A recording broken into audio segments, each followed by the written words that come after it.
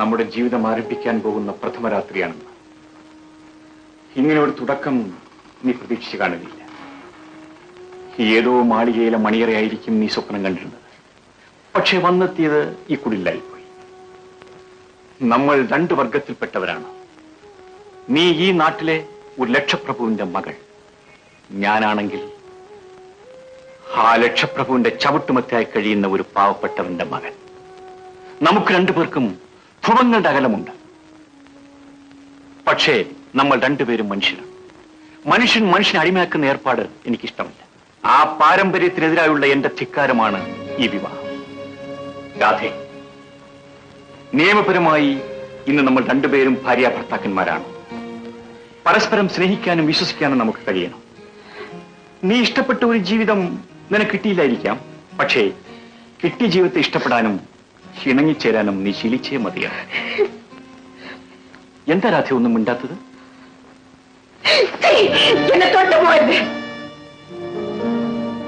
രാധേ, ഈ ജന്മം ഞാൻ നിങ്ങളെ ഭർത്താവായി അംഗീകരിക്കില്ല.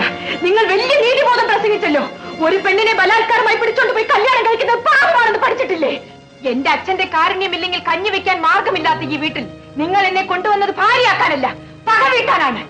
ഞങ്ങൾ സുഖമായി ജീവിക്കുന്നതിനുള്ള അസൂയ കൊണ്ടാണ്, എന്റെ അച്ഛന്റെ സ്വത്ത് കൈയടക്കാനുള്ള ദുരാഗ്രഹം കൊണ്ടാണ്.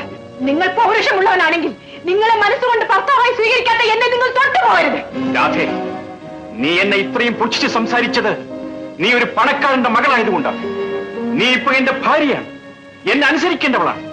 നീ എന്നെ അനുസരിച്ചില്ലെങ്കിൽ അനുസരിപ്പിക്കാനുള്ള കഴിവും എനിക്കുണ്ട്. ഈ കിടപ്പറയിൽ വെച്ച് എന്റെ എല്ലാ ആഗ്രഹങ്ങളും സാധിക്കാനുള്ള കരുത്തും എനിക്കുണ്ട്. പക്ഷേ എന്റെ പെറ്റമ്മയെ സാക്ഷി നിർത്തി ഞാൻ പറയുകയാണ്, ഈ ജീവിതത്തിൽ എന്നെ നിന്റെ ഭർത്താവായി നിന്റെ മനസ്സിൽ സ്വീകരിക്കുന്നവരെ നിന്റെ ശരീരത്തിൽ ഞാൻ തൊടുകയില്ല. ഇത് സത്യം.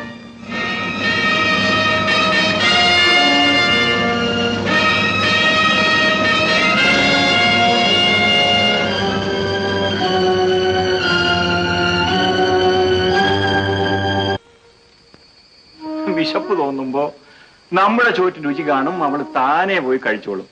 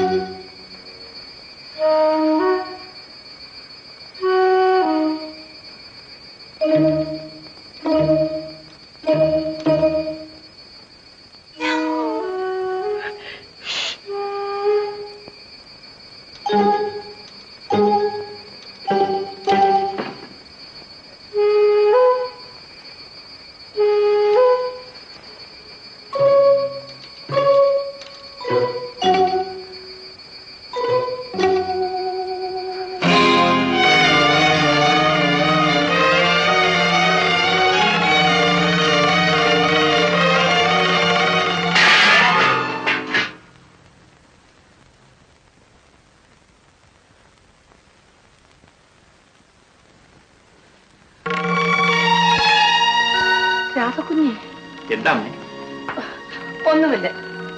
ഒന്നുമില്ല. ഓഹോ, ഇതായിരുന്നു കാര്യം. പകൽ ഈ വീട്ടിൽ നിന്ന് ആഹാരം കഴിക്കാൻ കുറച്ചുള്ളവള് രാത്രി കട്ടു തിന്നുകയാണല്ലേ? ചേട്ടനൊന്നും മിണ്ടാതിരി. ഈ വീട്ടിലത്തെ തന്നെയല്ലേ തിന്നത്? ശാന്തേ, ഇത് സ്വന്തം വീടാണെന്നുള്ള ബോധം ഇവൾക്കുണ്ടായിരുന്നെങ്കിൽ ഇവളിങ്ങനെ ചെയ്യുമായിരുന്നു. രാധേ, നീ ആഹാരം കഴിക്കാതെ കിടന്നുകൊണ്ട് എന്റെ അമ്മയും പങ്കിളുമാണ് പട്ടിണി കിടന്നത്. അമ്മേ, ഇത് അയൽപക്കക്കാരെ മുഴുവൻ വിളിച്ച് നമുക്ക് കാണിക്കണം. സുരേന്ദ്ര, നീ പോയി കിടന്നുറങ്ങ്. ഞാൻ പോയിക്കൊള്ളാം. അമ്മേ, വിശന്നാൽ മനുഷ്യന്റെ അന്തസ്സെല്ലാം പോകുന്ന ഇപ്പൊ മനസ്സിലായില്ല. പാവപ്പെട്ടവന്റെ ചോറ് അറപ്പാണ് പോലും. പോയി കിടന്നുറങ്ങാനല്ലേ പറഞ്ഞത്? കുഞ്ഞെ, വിശക്കുന്നെങ്കിൽ എന്നോട് പറയാമായിരുന്നില്ലേ? ഞാൻ ചോറ് ചൂടാക്കി തരുമായിരുന്നല്ലോ. ഈ പാതിരാത്രിക്ക് പഴഞ്ചോറ് കഴിച്ച് എന്തെങ്കിലും അസുഖം വന്നാലോ? രാധേ, ഒരു 5 മിനിറ്റ് കൊണ്ട് ഞാൻ അരി വെച്ചു തരാം. വേണ്ട, എനിക്ക് നിങ്ങളെ ചോറും വേണ്ട, ഒന്നും വേണ്ട.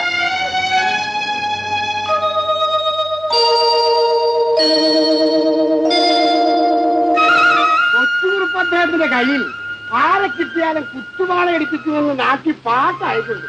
ഇവിടെ ആരെ കുത്തുവാള എടുപ്പിക്കണം ആരെ കുത്തുവാള എടുപ്പിക്കണ്ടെന്ന് എനിക്കറിയാം. അയ്യോ കൂടെ നടക്കുന്ന എന്നെ എടുത്തുകളായിരുന്നേ. വേണ്ടി വന്നാൽ തന്നെ ഞാൻ എടുക്കും. ബാബു നാട് വിട്ടുപോകണോ? നാട് വിട്ടുപോകും. ആര്? അല്ല പെങ്ങൾക്ക് ഈ ഗതി വന്നതുകൊണ്ട് ആളുകൾ നാട് വിട്ടുപോകണോ എന്ന് ചോദിച്ചേ. നാട് വിട്ടു പോകുന്ന ആരാമ ഞാൻ കാണിച്ചു തരാം. അതൊക്കെ പെങ്ങളുടെ കഴുത്തിൽ മുഖം വെച്ചൊഴുവെന്നൊക്കെ ശപഥം ചെയ്തിട്ടുണ്ടെന്ന് കേട്ടു. അങ്ങനെ വീഴും, അവന്റെ തന്ത വീഴും. കുഞ്ഞെന്തിനാ ഈ മീശയും വെച്ചോണ്ട് നടക്കുന്നത്? ഇതോ വാച്ചനായരെ, ഇത് ഒട്ടുമീശയൊന്നും അല്ല. എന്റെ പെങ്ങളുടെ ജീവിതം നശിപ്പിച്ചില്ലേ തെണ്ടി. അവന് വലിയൊരു പെങ്ങള് ഇങ്ങോട്ട് തന്ന അവയെ നാണയം തന്നെ ഞാൻ തിരിച്ചു കൊടുക്കും. താൻ നോക്കിക്കോ. അതാണ് വാച്ചനായരെ ഒരു ഏഷണി ഉണ്ടാക്കിയിട്ടല്ലോ. നടന്നോ?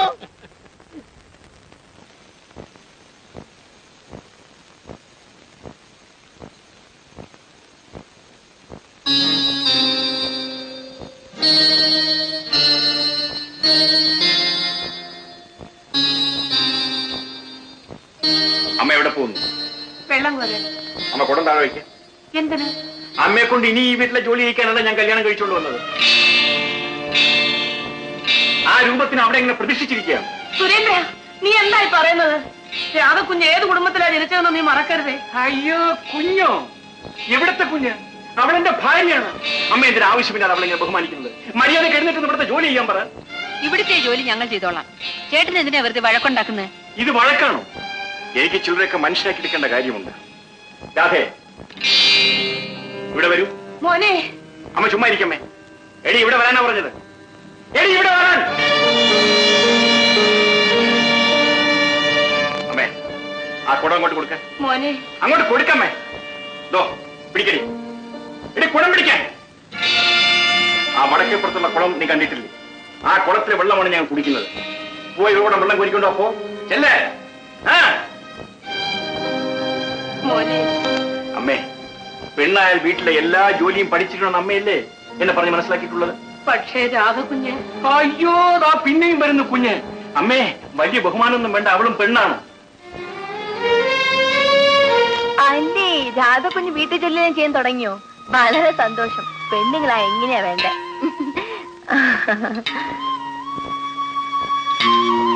അയ്യോ എന്റെ പൊന്നുമോളെ, നീ വെള്ളം കോരണ്ട. ആ കുടങ്ങിയതാ. വേണ്ട, ഞാൻ കോരിക്കോളാം. സുരേന്ദ്രൻ ഒരു പ്രത്യേക സ്വഭാവക്കാരനാ. അവൻ പറഞ്ഞതൊന്നും എന്റെ മോള് കണക്കാക്കും. വേണ്ട വേണ്ട, നിങ്ങൾ എല്ലാവരും കൂടി എന്നെ അപമാനിക്കുകയാണ്. അയ്യോ എന്റെ പൊന്നുമോളെ, നിന്നെ ഞങ്ങൾ എന്താ അപമാനിക്കാനാ? മോള് വീട്ടിലേക്ക് വാ. നിങ്ങളുടെ വീട്ടിലേക്കോ? എന്റെ ഞാൻ എന്റെ വീട്ടിലേക്ക് പോവാ. രാധേ, രാധേ.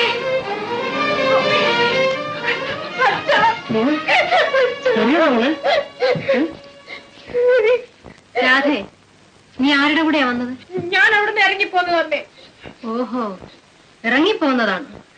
എന്റെ മോളിൽ നീ അങ്ങോട്ട് പോകണ്ട. ഇതുവരെ നടന്നൊന്നും പോരാഞ്ഞിട്ടാണോ ഇനി അവളെ അവിടെ പിടിച്ചു നിർത്താൻ പോകുന്നത്? മാധവി, അവൾ ആ വീട്ടിൽ പോയി കിടന്ന് അറിയിക്കേണ്ട ആവശ്യമില്ല. അത് അവളുടെ ഭർത്താവിന്റെ വീടാ. നീ അതും ഇതും പറഞ്ഞ അവളെ വേദനിപ്പിക്കാതെ. മകളെ വേദനിക്കരുതെന്ന് അച്ഛൻ നേരത്തെ ഓർമ്മിക്കണമായിരുന്നു. നീ വാ മോളെ. ഈ കാണിക്കുന്ന വാത്സല്യം വീണ്ടും അവളോട് കാണിക്കുന്ന ദ്രോഹമാണ്. പിന്നെ അവളെ ഇവിടുന്ന് ഇറക്കിവിടണോ നീ പറയുന്നത്? അവൾ ഭർത്താവുള്ളവളാണ്. അവന്റെ അനുവാദത്തോടു കൂടി മാത്രമേ അവൾ ഈ വീട്ടിൽ വരാൻ പാടൂ. ആ തെണ്ടിയുടെ അനുവാദമില്ലാതെന്നുകൊണ്ട് അമ്മയുടെ തറവാടുത്തോളം കൂടെ ആകെ അങ്ങ് തകർന്നു പോയില്ലേ? ആഹാ, രാധേ, നീ അങ്ങോട്ട് പോകണ്ട. പോകണ്ടെന്ന് പറയാൻ നീ ആരാടാ? അവൻ പറഞ്ഞാൽ എന്താടി? അവൻ അവളുടെ സഹോദരനാ. സഹോദരനേക്കാൾ ഇന്ന് അവൾക്ക് വലുത് അവളുടെ ഭർത്താവാണ്. ഭർത്താവ്? അവനിഞ്ഞൊരു വേറെ അന്വേഷണമുണ്ട്, ഞാൻ കാണിച്ചു കൊടുക്കാം. നീ വാടി മോളെ.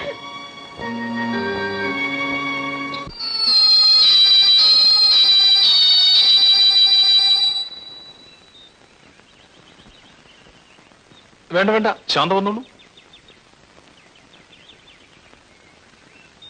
സൂക്ഷിച്ച്.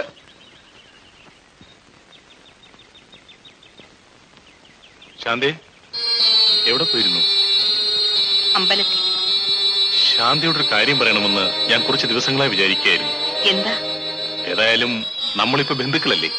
ഞങ്ങളെ ബന്ധുക്കളായിട്ട് നിങ്ങൾ അംഗീകരിക്കുമോ? കഴിഞ്ഞതെല്ലാം മറക്കൂ ശാന്തി. പിന്നെ ബാലൻ നിന്നെ ഉപേക്ഷിച്ചിരിക്കല്ലേ? ശാന്തി നിൽക്കൂ. നിന്റെ ഇന്നത്തെ സ്ഥിതിയിൽ എനിക്ക് വളരെ സഹതാപമുണ്ട്. നീ മറ്റൊരാളുടെ ഭാര്യയാണെന്നുള്ള കാര്യം ഞാൻ അത്ര കാര്യമാക്കുന്നില്ല. നിന്നെ എനിക്ക് വളരെ ഇഷ്ടമാണ്. വിവാഹം ചെയ്താൽ കൊള്ളാമെന്ന് ആഗ്രഹവുമുണ്ട്. നീ ആ ചൂളക്കാരനെ മറന്നേക്കൂ. നീ എന്നെ ആട്ടിയില്ലേ? ഇത് ആരംഭമാണ്.